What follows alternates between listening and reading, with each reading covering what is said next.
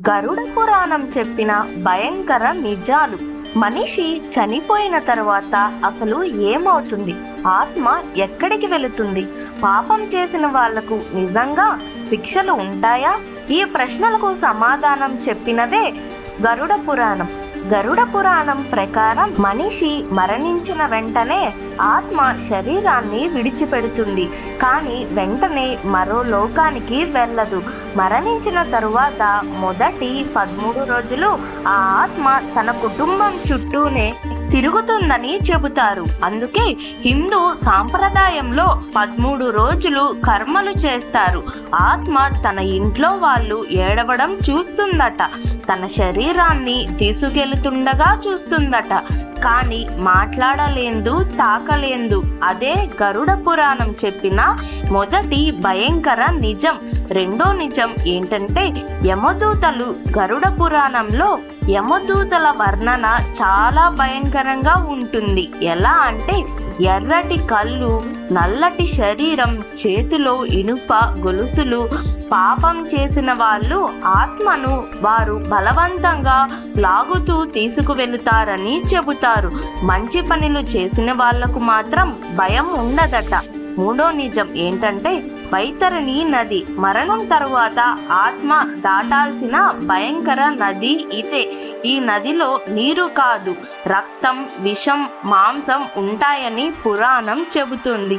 జీవితంలో దానం చేసిన వాళ్లకు మాత్రమే ఈ నది సులభంగా దాటుతుందట. మరి నాలుగో నిజం, నరకంలో శిక్షలు, అబద్ధాలు చెప్పేవాళ్ళు, మోసం చేసేవాళ్ళు, తల్లిదండ్రులను బాధ పెట్టేవాళ్ళు, జంతువులను హింసించే వాళ్ళు, వాళ్ళందరికీ వేరు నరక శిక్షణలు ఉంటాయట. గరుడ పురాణం చెబుతోంది కొంతమందికి మంటల్లో వేస్తారట, కొంతమందిని మంచంలో పడేస్తారట, మరికొందరిని విషపూరిత జంతువులతో బాధిస్తారట. ఇవి వినడానికి భయంకరంగా ఉన్న పురాణం చెప్పే అసలు ఉద్దేశం ఒకటే, మంచిగా జీవించు అని. మరి ఐదవ నిజం ఏమిటంటే ఆత్మ బాధపడుతుంది. ఇంట్లో వాళ్ళు అతిగా ఏడిస్తే ఆత్మకి శాంతి దొరకదని చెబుతారు. అందుకే పెద్దలు చనిపోయిన వాళ్ళ కోసం ప్రార్థించాలి, కానీ అధికంగా విలపించకూడదు అంటారు. ఆరవ నిజం పిండ ప్రదానం. గరుడ పురాణం ప్రకారం పిండ ప్రదానం చేయకపోతే ఆత్మ ఆకలితో తిరుగుతుందట. అందుకే మన పూర్వీకులు ఈ సాంప్రదాయాలను ఎంతో పవిత్రంగా పాటించేవారు అని చెప్పచ్చు. మరి ఏడవది, మనతో వచ్చేది డబ్బు కాదు. మనిషి ఎంత సంపాదించినా, ఎంత పెద్ద ఇల్లు కట్టుకున్నా మరణం వచ్చిన తరువాత ఏది వెంట రాదు అని. వెంట వచ్చే ఒకటి మాత్రమే, మన పాపం, మన పుణ్యం. అందుకే గరుడ పురాణం చివర్లో ఒక గొప్ప సందేశం ఇస్తుంది.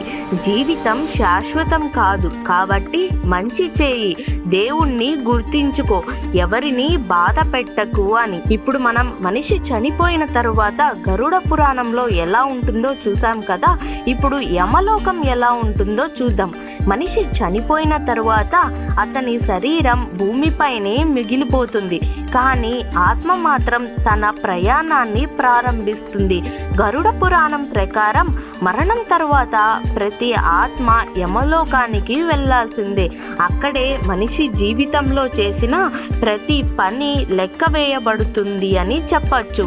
ఎవరినైనా ఏడిపించామా, ఎవరినైనా మోసం చేశామా, ఆకలితో ఉన్నవారికి అన్నం పెట్టామా, తల్లిదండ్రులను గౌరవించామా అని అన్నీ అక్కడ నమోదయ్యి ఉంటాయి అని పురాణాలు చెబుతున్నాయి. యమలోకానికి అధిపతి యముడు. ఆయన పక్కనే చిత్రగుప్తుడు ఉంటాడని అందరికీ తెలుసు. మనిషి చేసిన ప్రతి పాపం, ప్రతి పుణ్యం చిత్రగుప్తుడు లెక్క రాస్తాడని పురాణాలు చెబుతున్నాయి. ఆత్మ యమధర్మరాజు ముందు నిలబడినప్పుడు ఆ జీవితం అంతా ఒక క్షణంలో కనిపిస్తుందట. ఎవరి బాధ పెట్టామో, ఎవరికి సహాయం చేశామో అన్ని ఆత్మకు గుర్తుకు వస్తాయట. ఇప్పుడు గరుడ పురాణం ప్రకారం నరకం ఎలా ఉంటుందో ఇప్పుడు మనం చూద్దాం. ఈ ప్రపంచంలో ప్రతి మనిషి ఒక విషయం మాత్రం తప్పించుకోలేడు, అది మరణం.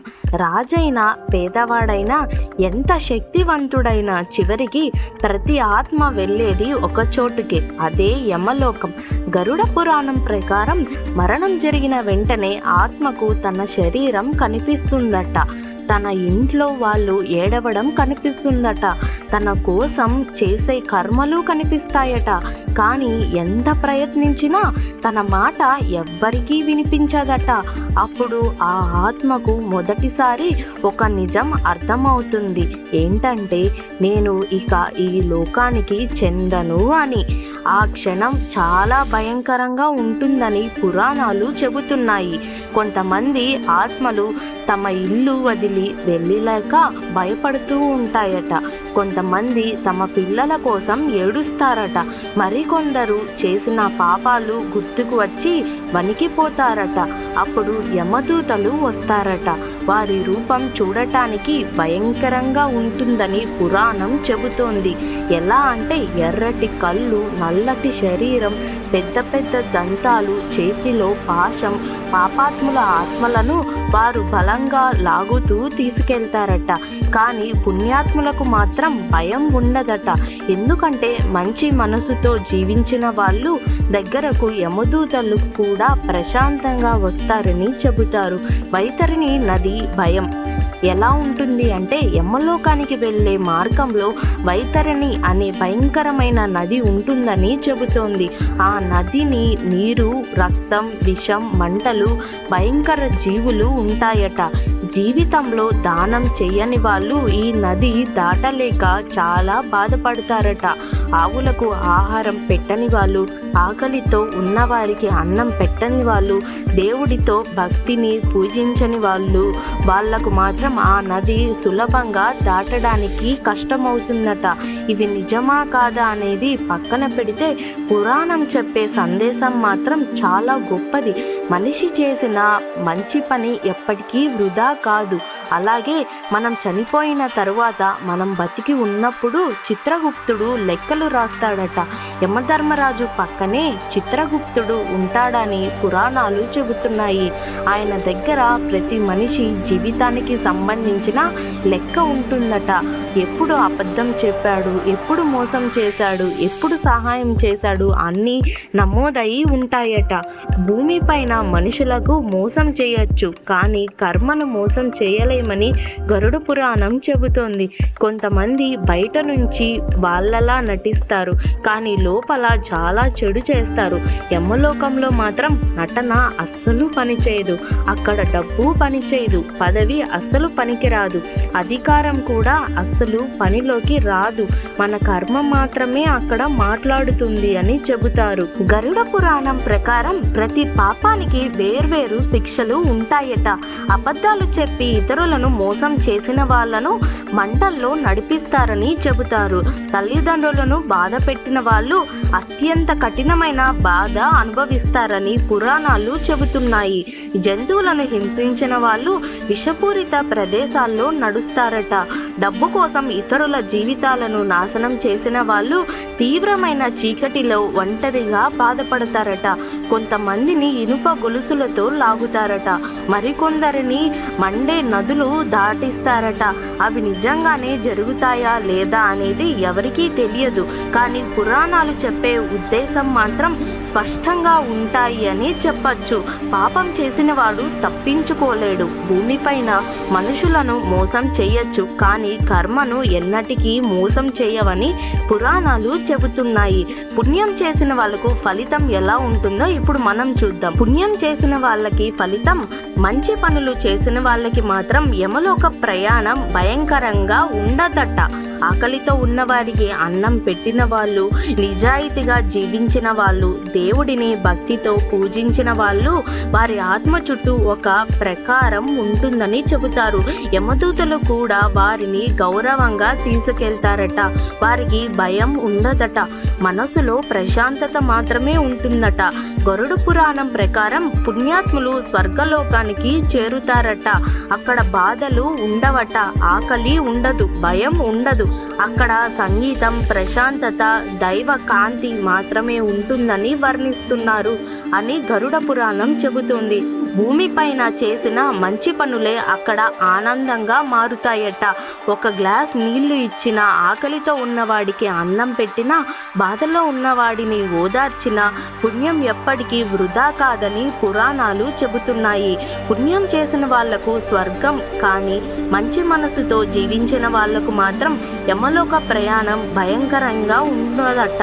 ఒక ఆకలితో ఉన్నవాడికి అన్నం పెట్టినా, ఒక పేదవాడికి సహాయం చేసిన, తల్లిదండ్రులను ప్రేమగా చూసుకున్న అన్ని పుణ్యంగా మారుతాయట.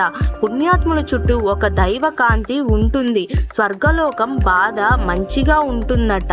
అన్ని భూమిపైన చేసి మంచి పనులే మనకు ఫలితాన్ని ఇస్తాయట. చివరిగా ఒక మాటలో చెప్పాలి అంటే, మనిషి జీవితంలో ఎంత గొప్పవాడైనా చివరికి తీసుకెళ్లేది డబ్బు కాదు, మనసుతో వచ్చే ఒక మంచి కర్మ మాత్రమే. అందుకే ఎవరికి అన్యాయం చేయకూడదు.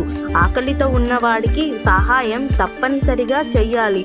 తల్లిదండ్రులను, దేవుడిని గౌరవించాలి, ప్రార్థించాలి. ఎందుకంటే యమలోకంలో మాటలు కాదు, మన పనులే తీర్పు చెబుతాయి. బంగారం కాదు, పేరు కాదు, తీసుకెళ్లేది ఒకటే, మన కర్మ. అందుకే జీవితం ఉన్నప్పుడే మంచి చెయ్యాలి, ఎవరిని బాధ పెట్టకూడదు, తల్లిదండ్రులను గౌరవించాలి, దేవుడిని ప్రార్థించాలి. ఇదే గరుడ పురాణం చెబుతుంది. మనం బతికి ఉన్నప్పుడు చేసే కర్మలు, మంచి ఫలితాలు, పాపాలు, పుణ్యాలే మనం చనిపోయిన తరువాత ఎక్కడికి వెళతాము అని గరుడ పురాణం చెబుతోంది. మనం చేసే కర్మలను బట్టే యమలోకమా, స్వర్గలోకమా అని నిర్ధారిస్తారట. కాబట్టి మనం బతికి ఉన్నంత వరకు మంచి పనులు చేసి మంచి కర్మలు చెయ్యాలి అనే కోరుకుందాం. మరి నా ఈ వీడియో ఎలా అనిపించింది ఏంటి తప్పకుండా కామెంట్ చేయండి. ఇలాంటి ఇంట్రెస్టింగ్ వీడియోల కోసం, ఇన్ఫర్మేటివ్ వీడియోల కోసం నా ఛానల్ని ఇప్పుడే సబ్స్క్రైబ్ చేసుకొని వాచ్ చేస్తూ ఉండండి. Thank you for watching Teju epic book. Please subscribe.